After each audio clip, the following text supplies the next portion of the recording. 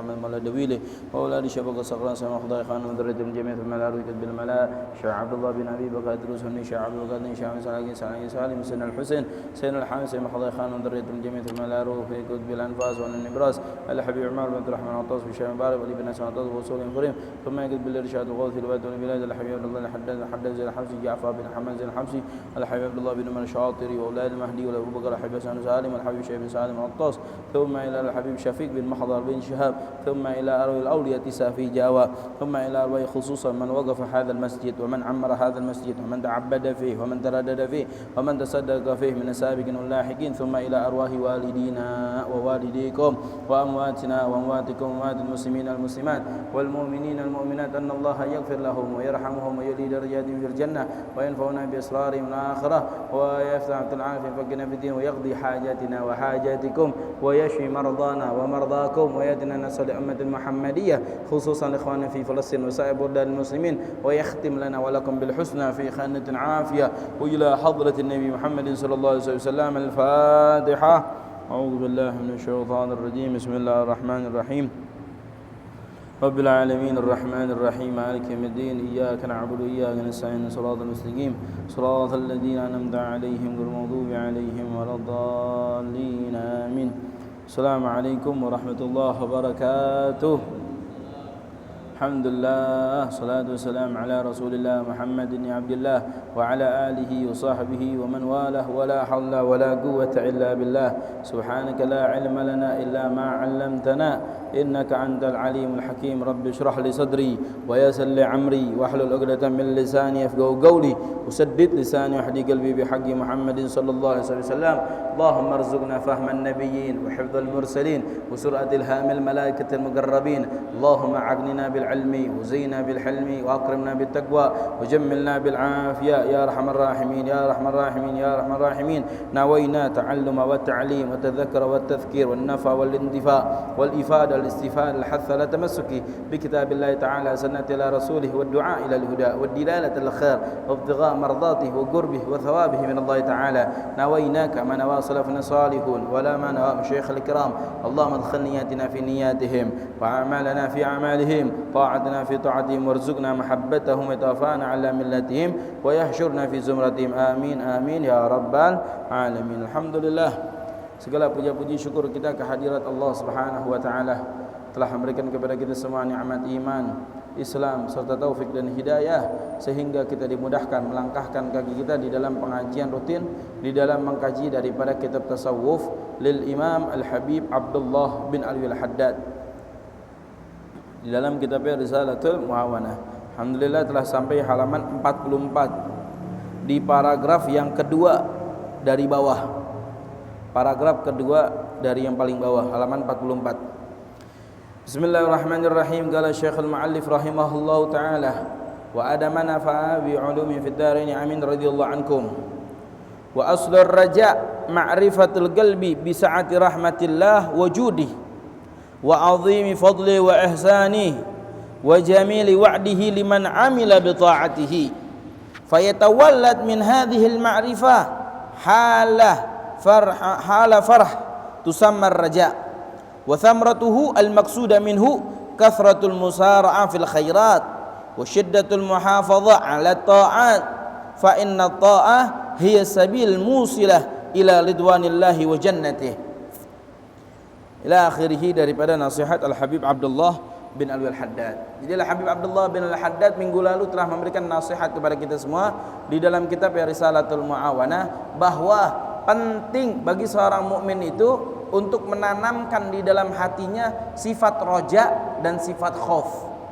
Kenapa? Karena roja dan khauf tersebut adalah sifat yang Allah Subhanahu wa taala telah katakan di dalam Al-Qur'an. Allah memiliki wali min auliyaillah. Allah memiliki kekasih daripada para kekasih Allah. Apa sifat mereka? Mereka memiliki sifat salah satunya adalah raja. Ya, mereka selalu berharap kepada Allah Subhanahu wa taala dengan rahmat Allah. Yarjuna rahmatah. Kemudian apa lagi? Yakhafuna adzabah. Mereka juga takut terhadap azab Allah. Jadi penting bagi setiap mukmin itu untuk memiliki sifat roja. Sifat selalu berharap kepada Allah, meminta kepada Allah, datang kepada Allah, ya, agar Allah memberikan segala apa yang dia inginkan. Terus roja, minta terus. Karena dikatakan bahwasanya Allah itu berbeda dengan makhluk. Kalau makhluk diminta-minta marah, tapi Allah kalau diminta ya tidak marah, malah senang. Kalau ada hamba yang nggak mau minta, nggak mau doa sama Allah, maka ini hamba telah takabur, telah sombong. Dia tidak mengakui ya dirinya itu lemah. Dia tidak mengakui dirinya sebagai hamba sehingga tidak mau yang meminta kepada Allah. Kalau kita nih kalau datang lagi jalan, tukang minta satu, mungkin kita kasih. Dua kita kasih, tiga kita kasih, empat, lima, wah kita omelin. Ente mulu yang datang, mana sih yang lain? Oh, kita ngomel kalau ada orang yang minta-minta. Tapi kalau Allah marah kalau hambanya tidak mau meminta kepada Allah Subhanahu wa taala. Maka wajib bagi setiap mukmin itu memiliki sifat roja. Kemudian sifat apa lagi yang kedua? Khauf. Dengan sifat khauf tersebut dia akan takut terhadap azab Allah. Karena dia takut kepada azab Allah, takut hukuman yang Allah akan berikan, akhirnya dia mengerjakan amal ibadah. Malas tuh ya, biasanya malas untuk mengerjakan sholat, takut orang kalau ninggalin sholat balasannya nanti bahwasanya akan datang syujaul agra ya, yaitu hewan berupa ular yang begitu besar, yang mana bisanya satu tetes aja akannya namanya menghancurkan dunia dikatakan, apalagi manusia yang bakal disemburin daripada bisanya.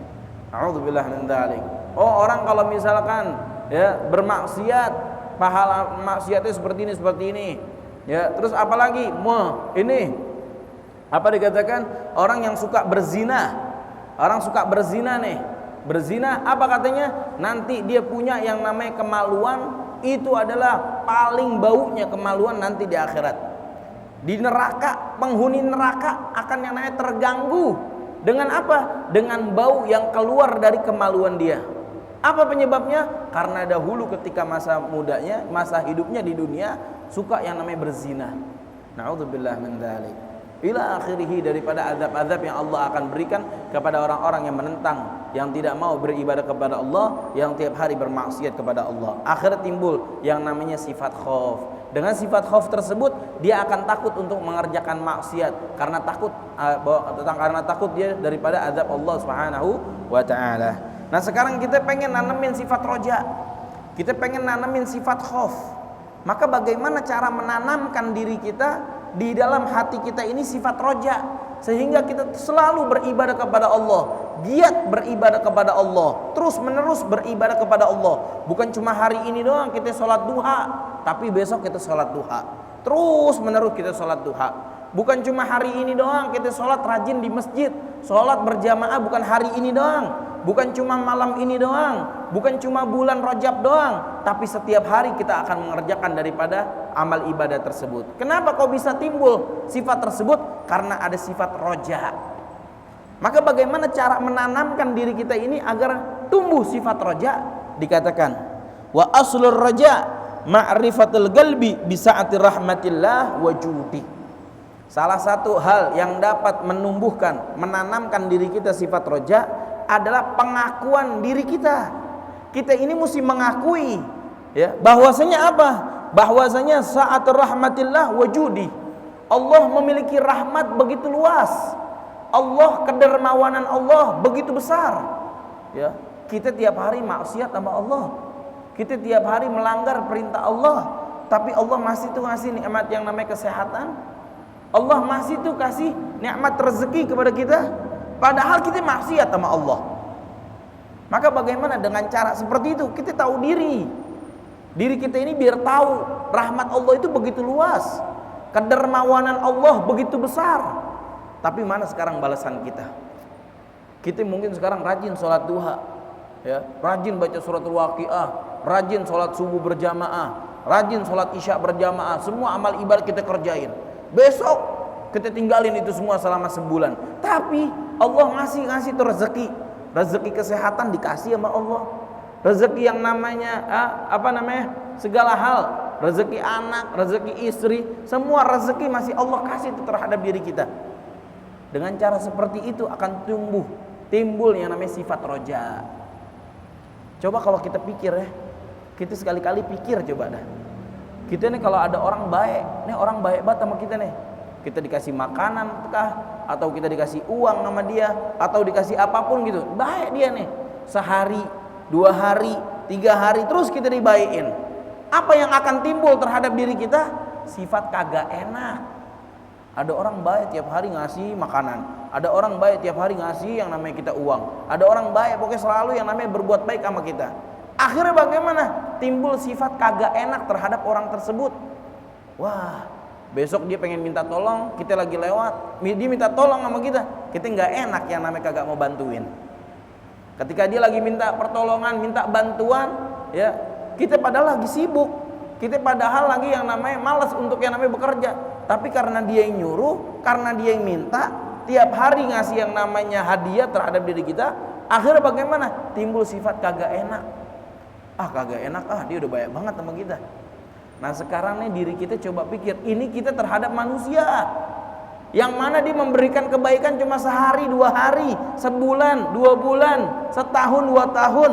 Tapi Allah subhanahu wa ta'ala memberikan kebaikan dari kita awal kita dilahirkan sampai nanti kita meninggal. Allah masih memberikan kebaikannya, masih memberikan nikmatnya, masih memberikan rahmatnya kepada kita.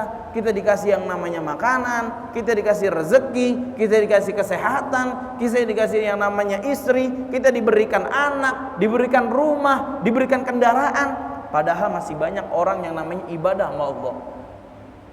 Ya Allah, kita malas banget yang namanya ke masjid, kita malas banget yang namanya ngerjain sholat berjamaah, sholat aja masih bolong-bolong. Tapi rahmat yang Allah berikan, harta yang Allah berikan begitu banyak terhadap diri kita.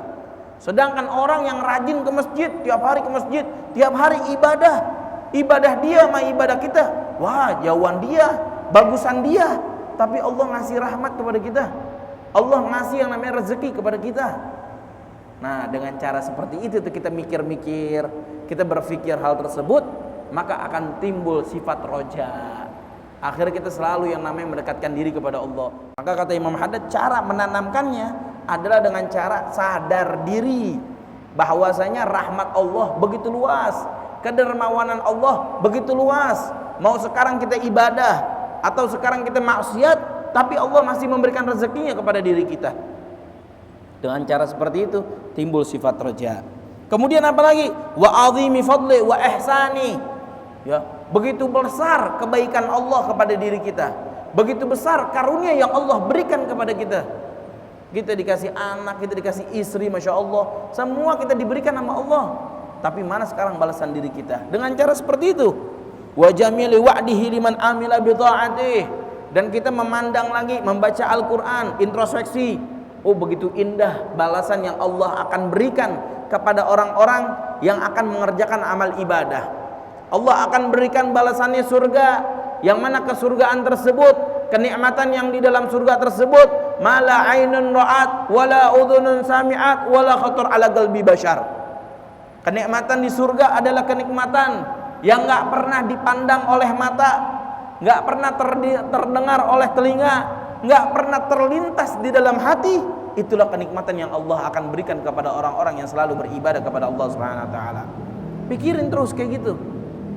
Ya, fayatawallat min hadhil ma'rifah hala farah tusammar raja. Kalau kita tanamin diri kita nih, kita sadar diri kenikmatan yang Allah berikan begitu besar kepada kita, padahal kita tiap hari maksiat. Doa kita alhamdulillah selalu diijabah sama Allah, padahal kita jauh terhadap Allah Subhanahu wa taala. Kesehatan terus diberikan kepada kita, rezeki terus diberikan kepada kita, padahal kita malas-malasan untuk mengerjakan amal ibadah. Akhirnya bagaimana? Timbul sifat farah. Apa itu? Rasa girang, rasa gembira, rasa senang. Yang mana rasa senang tersebutlah dinamakan roja.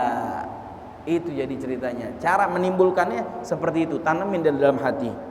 Kemudian wa thamratuhu al-maqsudah. Kalau sekarang kita udah memiliki sifat roja di dalam hati, kita udah tanamin sifat roja di dalam hati. Buah sifat roja itu apaan?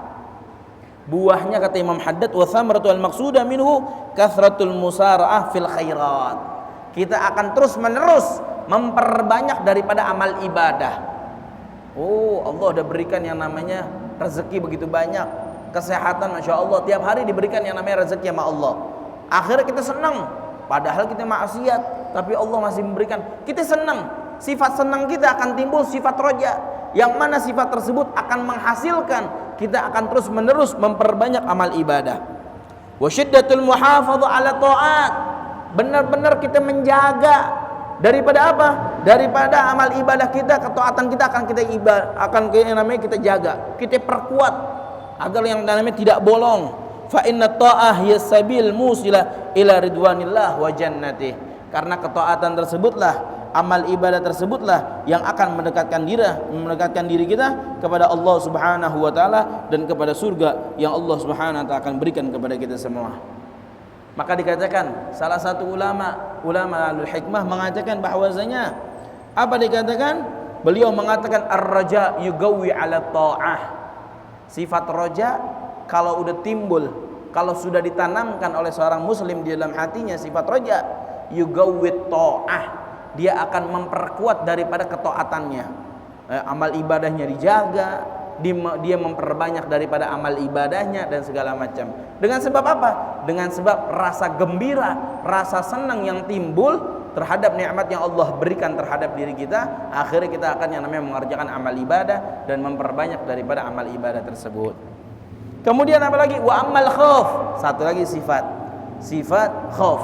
Penting bagi setiap diri kita untuk tanamin di dalam hati sifat daripada sifat khauf. Apa dikatakan? Wa ammal khauf. Dan adapun sifat khauf fa asluhu ma'rifatul qalbi bi jalalillahi ta'ala wa gahrihi, yaitu kita mengakui diri kita bahwasanya Allah Subhanahu wa taala Maha Agung, Allah Subhanahu wa taala Maha berkuasa, wa ghinahu an jami' khalqi, dan Allah tidak butuh terhadap diri kita. Sekarang kalau kita pikir-pikirin, kita beribadah, apakah dengan cara kita beribadah atau kita meninggalkan amal ibadah, maka hal tersebut akan memberikan manfaat kepada Allah? Kagak. Mau kita ibadah mau kita enggak ibadah, maka hal tersebut tidak akan memberikan manfaat atau kemudaratan kepada Allah Subhanahu wa taala. Maka Allah Subhanahu wa taala ghina an jami' khalqih. Allah enggak butuh terhadap makhluknya. Tapi kitalah yang butuh kepada Allah Subhanahu wa taala. Allah Maha Kuasa, Allah Maha Besar, wa syadid iqabih, dan Allah Subhanahu wa taala sangat kejam di dalam yang namanya memberikan hukuman kepada orang-orang yang bermaksiat kepada Allah Subhanahu wa taala.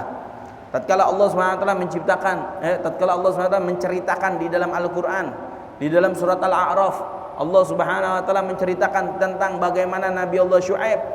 Tatkala Nabi Allah Syuaib dikatakan oleh pembesar-pembesar daripada orang-orang kafir saat itu, ya Syuaib, hai Syuaib, sekarang engkau ingin balik, alla ta'uduna fi millatina, engkau ingin balik menjadi orang kafir, atau engkau akan kami keluarkan daripada kami punya kota, negara kami, kota kami, kampung kami keluarkan engkau bersama orang-orang yang beriman. Nabi Allah Syuaib sampai digituin sama orang-orang kafir daripada di dalam kota Madyan. Nabi Allah Syuaib diutus terhadap kota Ahlul Madyan. Ahlul Madyan banyak orang-orang kafirnya. Akhirnya mereka tidak beriman kepada Nabi Allah Syuaib. Akhirnya Nabi Allah Syuaib dikatakan, hei Syuaib, sekarang ente pengen balik kepada agama kami, yaitu agama kafir, atau engkau bersama rombongan-rombonganmu akan aku keluarkan daripada kita punya kampung. Akhirnya dijawab sama Nabi Allah Syuaib, wa qala awalau kunna karihin, apakah kalian pikir bahwasanya kami adalah orang yang membenci terhadap agama Islam, sedangkan Allah Subhanahu wa taala telah memberikan hidayah kepada kami untuk yang namanya memeluk agama Islam. Bib, emang sama Bib, Nabi Allah Syuaib, Nabi Allah Isa, Nabi Allah Musa, dari dulu sampai sekarang emang sama, agamanya sama, yaitu tauhid. Agamanya adalah mengesahkan Allah. Dari zaman Nabi Allah Adam sampai zaman Nabi Allah Muhammad, agamanya satu, yaitu apa? Yaitu agama tauhid, yaitu agama untuk yang namanya mengesahkan Allah. Dan dinamakan agama tersebut adalah agama Islam. Ila akhirih, sebagaimana disampaikan di dalam Al-Qur'an, Allah SWT mengatakan bahwasanya agama tersebut adalah agama Islam. Ila akhirih, akhirnya Nabi Allah Syuaib diusir dengan orang-orang yang beriman kepada Nabi Allah Syuaib, diusir daripada kampungnya. Kemudian akhirnya bagaimana? Allah Subhanahu wa taala akhirnya menjadikan kota tersebut gempa yang begitu besar. Fa asbahum fi darihim jathimin, yang mana gempa tersebut membuat orang-orang yang tinggal di situ ya semuanya bergelimpangan, sampai gempa tersebut menjadikan yang tadinya kota begitu ramai menjadi kota yang tidak pernah dihuni sama sekali. Ketika azab Allah Subhanahu wa taala datang, maka azab tersebut akan menjadikan kota yang tadinya ramai, kota yang tadinya penuh dengan yang namanya masyarakat, akhirnya bagaimana? Azab udah datang, maka kota tersebut akan menjadi sepi sebagaimana kota yang gak pernah ditinggalin sama satu orang pun. Itulah azab yang Allah Subhanahu wa taala telah berikan kepada orang-orang terdahulu. Kaum Nabi Allah Lut yang mana mereka demen yang namanya Sodom. Apa itu? Laki dengan laki, perempuan dengan perempuan. Akhirnya bagaimana? Nabi Allah Lut diperintahkan sama Allah untuk keluar daripada kota tersebut bersama orang-orang yang beriman. Akhirnya kota tersebut diangkat sama Allah, ditublekin lagi, dibalikin sama Allah Subhanahu wa taala. Umat-umat terdahulu banyak daripada hal-hal yang pernah Allah SWT azab terhadap mereka. Dengan cara kita baca Al-Quran, kita fahamin daripada makna Al-Quran tersebut, kita introspeksi terhadap apa-apa yang Allah Subhanahu wa ta'ala telah azab terhadap umat-umat terdahulu, akhirnya timbul sifat khauf, timbul tuh sifat takut. Ya Allah, takut ya, laki sama laki ntar yang ada kayak kaum Nabi Allah Lut yang Allah SWT hancurkan mereka. Takut ya, yang namanya ninggalin sholat, takut yang namanya melakukan maksiat ila akhirih. Dengan cara apa? Dengan cara timbulin di dalam hati pengakuan hati bahwasanya azab Allah kalau udah turun maka akan begitu dahsyat.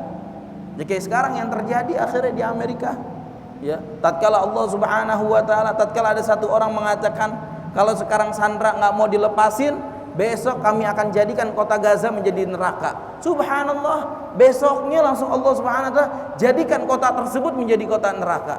Seret, dengan begitu cuma dengan cepat Allah Subhanahu wa taala membakar ya yang begitu besar, yang mana dikatakan kota tersebut terbakar setengah Jakarta, 333 km lebih itu terbakar.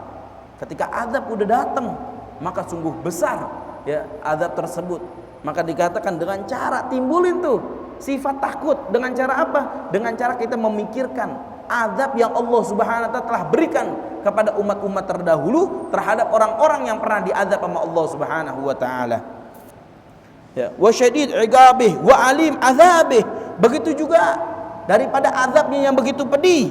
Alladzina tu'idu bihima man asah wa khalafa amrah.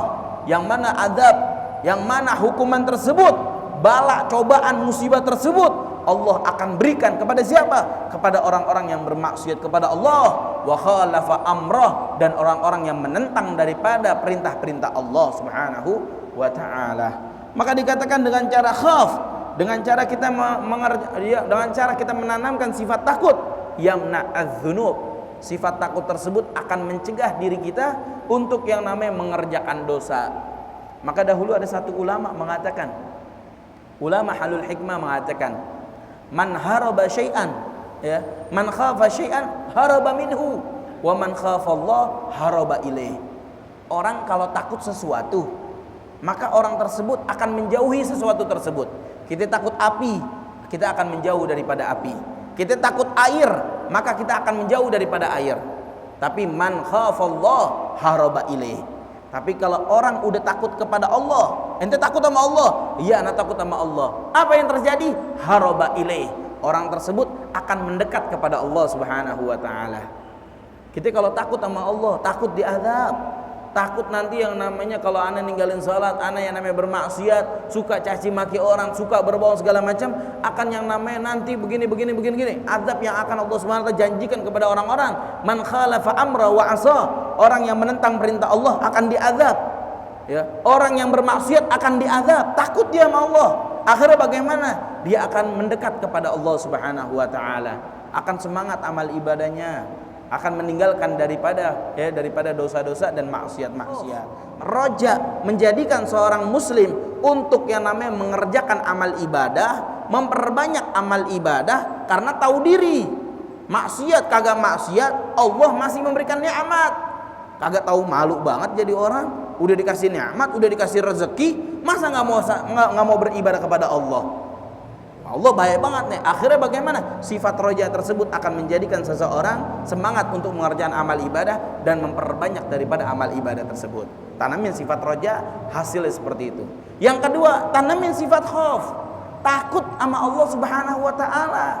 Ya, takut terhadap azab yang Allah berikan terhadap orang-orang yang bermaksiat, terhadap orang-orang yang menentang perintah Allah. Dengan sebab dia menanamkan sifat khauf, akhirnya dia tarkaz dzunub, dia akan meninggalkan daripada dosa-dosa dan kemaksiatan. Maka sekarang diri kita nih, ya, diri kita kalau sekarang diri kita masih suka maksiat, masih suka bermalas-malasan untuk ibadah, malas yang namanya nuntut ilmu, malas yang namanya duduk di dalam majlisul khair, maka kita termasuk orang-orang yang nggak takut sama Allah. Na'udzubillah min dzalik. Ya, maka jangan yang namanya kita bermaksiat kepada Allah. Maka Imam Haddad penting dua sifat ini tanamin, karena dua sifat inilah buah yang paling penting daripada keyakinan seorang muslim. Kalau dia udah beriman sama Allah, maka buah yang paling bagus, buah yang paling enak adalah sifat roja dan sifat khauf ketika sudah ditanamkan di dalam hati. Fa yatawallad min hadzal ma'rifah hala wajal yusammal khauf. Kalau udah menanamkan sifat takut kepada Allah, maka akan timbul yang namanya sifat wajal, yaitu ketakutan kepada Allah SWT. Wa thamratul maqsuda minhu tarkul ma'asi.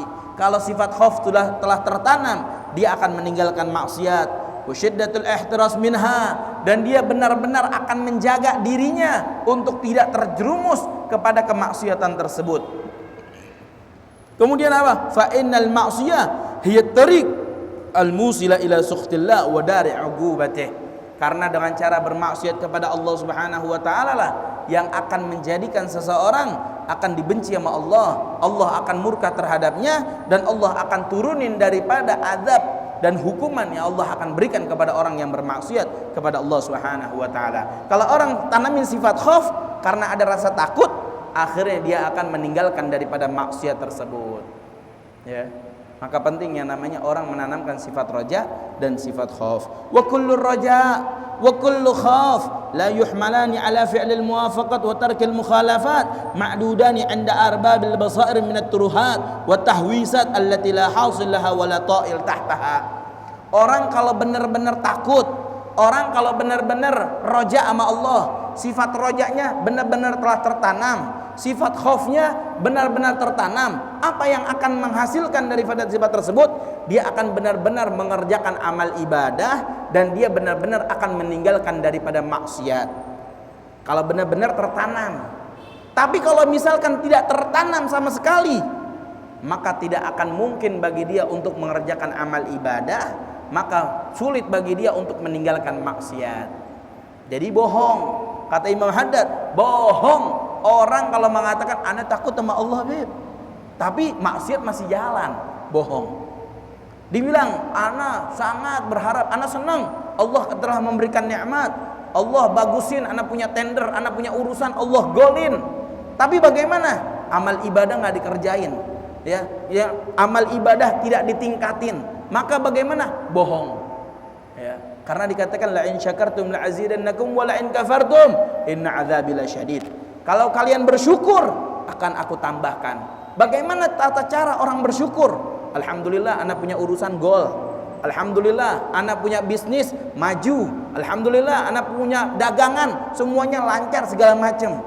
Bagaimana caranya untuk yang namanya menimbulkan sifat senang nih? Allah telah kabulin, Allah telah urusin kita nih, telah gampangin. Bagaimana tata caranya? Dengan cara meningkatkan amal ibadah. Kalau kita benar-benar senang dengan apa yang Allah berikan, tingkatin amal ibadah. Tapi kalau misalkan ya rojanya bohong-bohongan, khaufnya bohong-bohongan, ya udah maksiat tetap jalan. Amal ibadah ya begitu, naik turun, malas-malasan. Ya sama aja kayak yang dulu-dulu.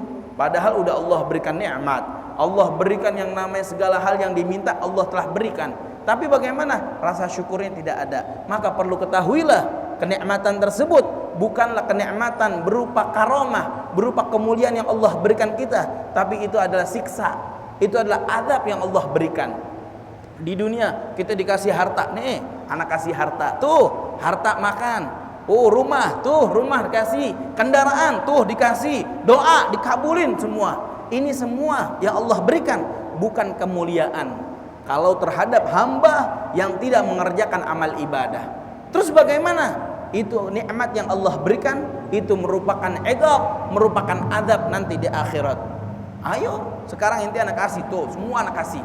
Besok di akhirat di pengadilan Allah, Allah akan tuntut, mana dulu harta yang aku kasih, mana nikmat yang aku berikan, mana ini yang aku berikan kepada dirimu, apa yang kau lakukan terhadap nikmat tersebut. Zakat nggak mau dikeluarin, ibadah males-malesan, rezeki nggak mau memberikan sedekah kepada fakir miskin, akhirnya diazab sama Allah Subhanahu wa taala.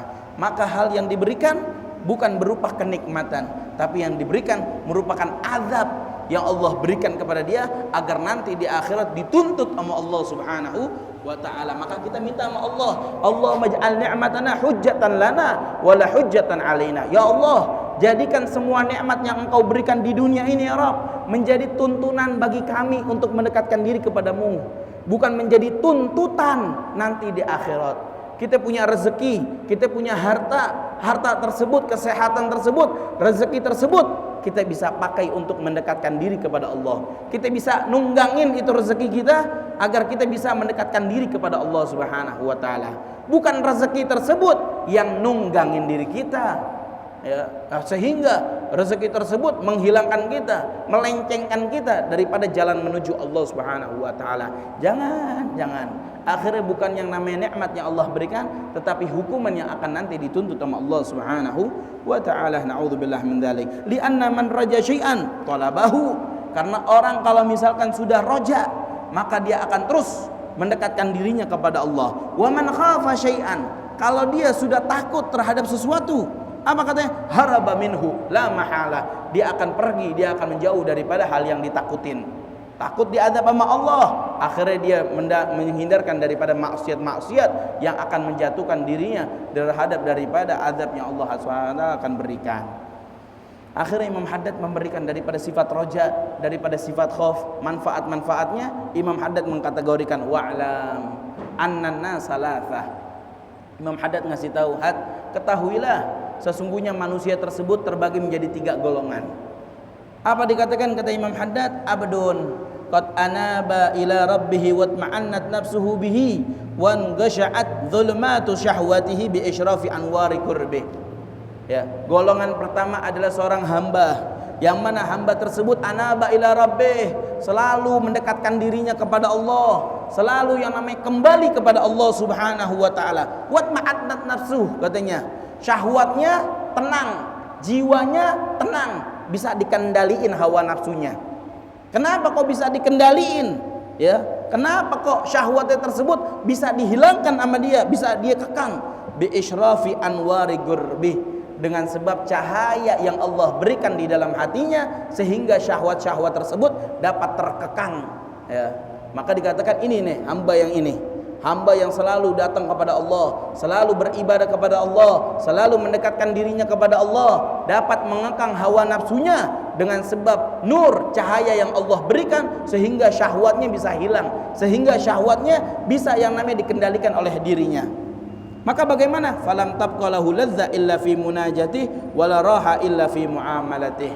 Maka dia adalah orang yang enggak pernah mengerjakan daripada kelezatan, nggak pernah merasakan kelezatan kecuali satu. Kapan mereka merasakan kelezatan? Ketika mereka sedang berharap kepada Allah Subhanahu wa taala dan ketika mereka beribadah kepada Allah Subhanahu wa taala. Ketika beribadah kepada Allah, mereka merasakan kelezatan, kenikmatan, sampai mereka dikatakan bahwasanya ada satu orang soleh yang mana ketika lagi sholat itu burung hinggap di kepalanya. Bukan karena burung tersebut, ya, bukan karena burung tersebut apa, ya, segala macam. Dikatakan bahwasanya kenapa kok seorang soleh tersebut bisa tuh yang namanya burung hinggap di kepalanya? Karena burung tersebut menyangka ini bukan benda hidup tapi benda mati. Sebagaimana burung berhinggap terhadap tembok, terhadap pohon. Kenapa? Karena menganggap itu benda mati. Orang saking khusyuknya, saking nikmatnya di dalam sholat sampai burung hinggap di kepalanya.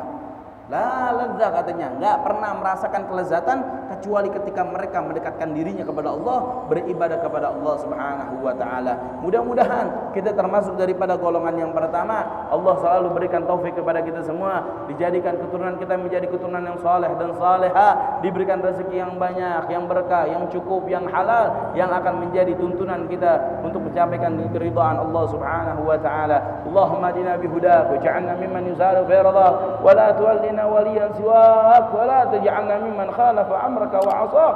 Hasbunallah ni'mal wakeel. La haula wa la quwwata illa billah. Muhammadin nabiyil ummi wa alihi sahbihi sallam. Alhamdulillahi rabbil alamin.